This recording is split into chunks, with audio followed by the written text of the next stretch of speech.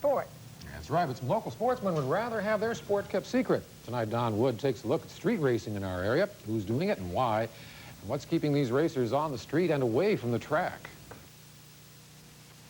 Yeah, you think that Firebird can outrun that Mustang? I'll put money to it. You put money on it. This is how the weekend usually starts for hundreds of teens and young adults across Southwest Florida. Out here, you are what you drive, and in the battle of reputations, it's survival of the fastest. Al, we got one for you. $10. $10. This Firebird can outrun that Mustang. Like any kind of duel, street racing starts with a challenge. And also like a duel, it's illegal. If you guys are going to run, now's the best time to go before the cops start prowling out there. Now I need to spin those needles, got to feel that heat. Hear my motor screaming while I'm tearing up the street. Rev on the red line. I just want to be able to take my car out and let it loose once in a while. Dave's feelings are echoed by nearly everyone out here. They want to race, but the nearest legal track is 80 miles away. So for them, the street is their strip. But to local police, street racing is out of the question. They generally know where the racing is and move in to stop it. Yet both sides know the shutdown is only temporary. They have their job, you know, to do something like that, and it's, you know, you just go somewhere else or, you know, wait a while and come back.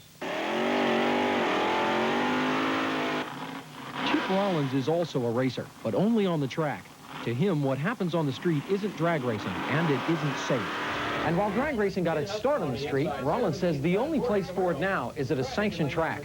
Where you have controlled conditions and you have the proper safety equipment on hand and the car is inspected for proper safety.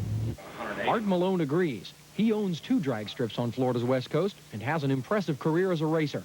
He has a lot to say about racing in the streets. It's unsupervised, it's uninsured. That's the good place to get killed.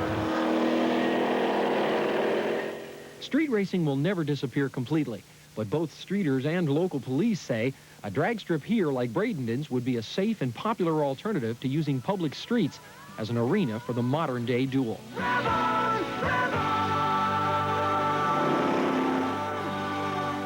Don Wood, TV20 Eyewitness News.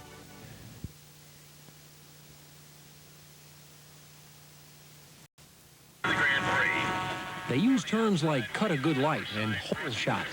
Hooking up is good, but breaking out means you lose. Welcome to drag racing and its playing field, the Strip. You never really get it out of your blood. You don't outgrow it, and age doesn't seem to be a factor as it is in some other sports. Chip Rollins has been a drag racer since 1957, and for more than half that time, his racing has been a family affair. Both his sons and his wife pitch in.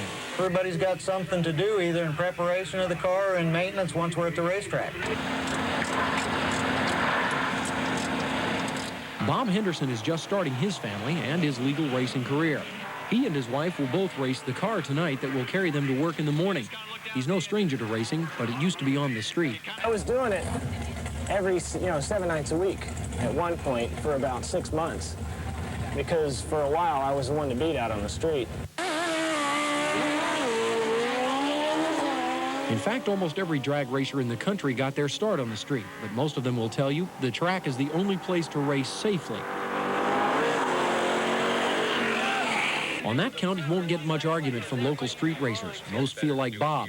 If there was a track nearby, they'd be on it. Would you rather be out here racing on this kind of street in this situation, or would you rather have a track that you can... If I had a track, I'd go every week in Lee County.